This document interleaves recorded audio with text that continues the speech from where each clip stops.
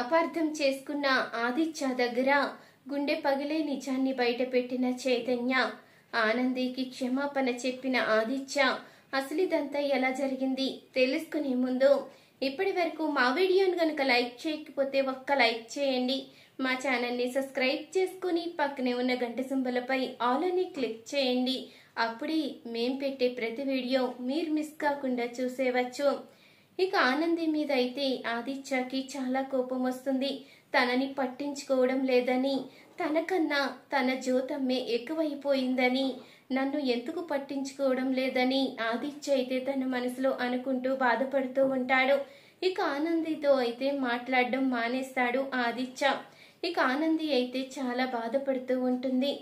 ఏంటండి, నేను ఏం తప్పు చేశానని మీరు ఫోన్ చేశాను అన్నారు, కానీ నా ఫోన్లో మాత్రం మీ నెంబర్ లేదు.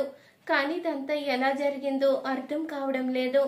నిజంగా మీరు వస్తున్నానని ఫోన్ చేస్తే నేను ఎందుకు మిమ్మల్ని వదిలేసి వెళ్ళిపోతానండి, నన్ను అర్థం చేసుకోండి అంటూ ఆనంది చెప్పంగానే, ఇప్పటి వరకు నిన్ను అర్థం చేసుకోలేకపోయాను, కానీ ఇప్పుడు బాగా అర్థం చేసుకున్నాను ఆనంది.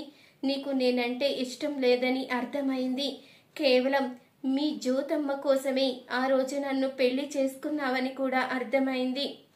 అలాంటప్పుడు ఇక నిన్ను ఎలా అర్థం చేసుకుంటానో చెప్పు. నా మీద నీకు ఎంతగానో ప్రేమ ఉందని, నా కోసం ఎంతగానో తప్పించిపోతావని అనుకున్నాను. కానీ నిన్ను చూస్తే నాకు అలా అనిపించడం లేదు, నేనే తప్పుగా అనుకున్నాను అంటూ ఆదిత్య అయితే కోపంగా వెళ్ళిపోతాడు.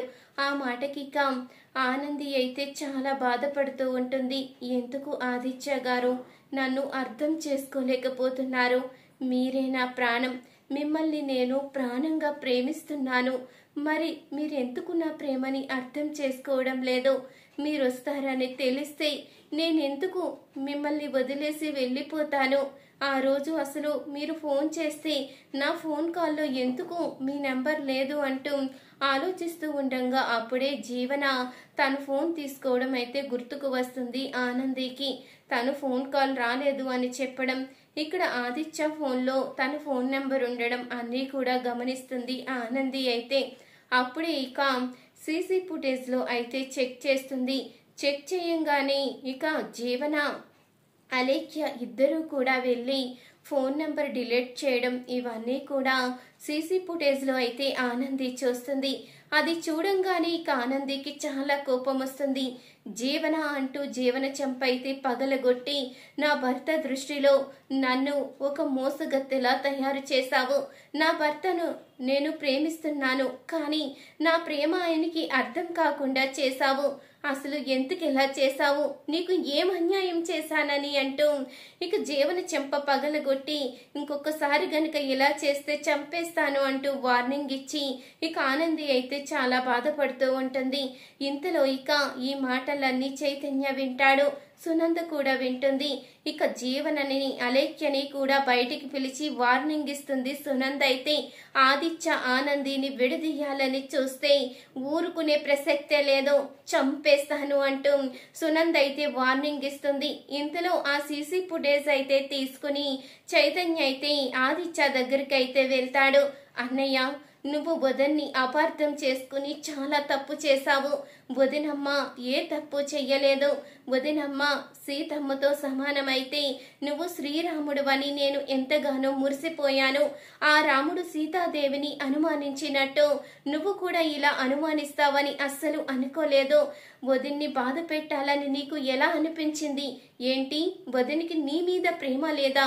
నీవు రెండు కాళ్ళు పనిచేయక నడవలేని స్థితిలో ఉన్నప్పుడు నిన్ను నడిచేలా చేయడానికి తన ప్రాణానికి కూడా వెనకాడకుండా ఎంతగానో త్యాగం చేసింది. అలాంటి వదిన త్యాగం మర్చిపోయావా?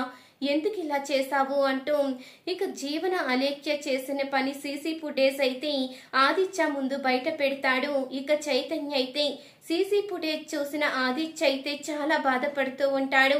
ఆనంది విషయంలో చాలా తప్పు చేశాను, తనని చాలా తప్పుగా అర్థం చేసుకున్నాను అంటూ ఇక బాధపడుతూ ఆదిత్య అయితే ఆనంది దగ్గరికి వెళ్తాడు. ఇంతలో ఇక ఏడుస్తున్న ఆనందిని చూసి, ఆనంది, నన్ను క్షమించు, నీ విషయంలో నేను అర్థం చేసుకోలేకపోయాను.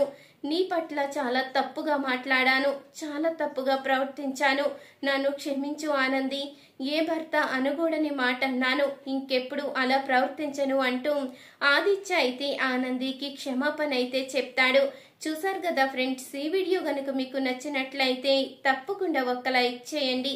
మా ఛానల్ని సబ్స్క్రైబ్ చేసుకుని పక్కనే ఉన్న గంట సింబలపై ఆల్ అని క్లిక్ చేయండి. అప్పుడే మేం పెట్టే ప్రతి వీడియో మీరు మిస్ కాకుండా చూసేవచ్చు.